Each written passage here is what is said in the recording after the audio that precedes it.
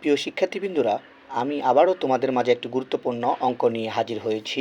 অষ্টম শ্রেণী গণিত বইয়ের অনুশীলনী 2.1-এর 12 নম্বর অঙ্কটি। দেখো প্রশ্নটি কি বলছে। বার্ষিক মুনাফা 8% থেকে বেড়ে 10% হওয়ায় তিশা মারমার আয় 4 বছরে 128 টাকা বেড়ে গেল। তার মূলধন কত ছিল?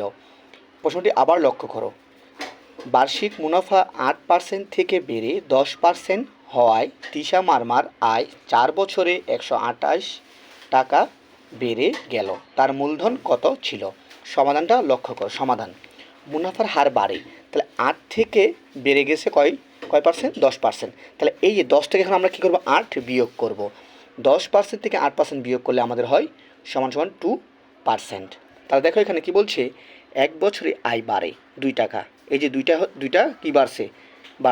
তাহলে 4 বছরে আয় বাড়ে 2 গুণন 4। এই 2টি দিয়ে 4কে আমরা গুণ করে পাইছি কত? 8 টাকা।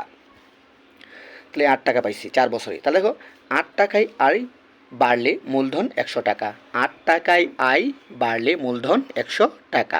অতএব 1 টাকা আয় বাড়লে মূলধন উপর হবে 100, নিচে হবে 8।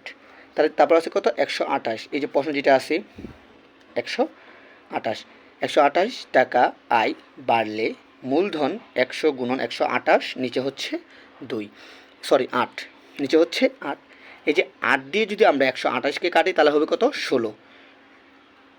তাহলে এই 16 দিয়ে যদি আমরা 100 গুণ করি, খুব সিম্পল। 16 এখানে বসাই দিছি, বসাই দেওয়ার পর এই দুটো শূন্য এখানে বসাই দিয়েছি। তাহলে পুরো 100 দিয়ে যদি আমরা 16 গুণ করি তাহলে হয় কত? 1600 টাকা।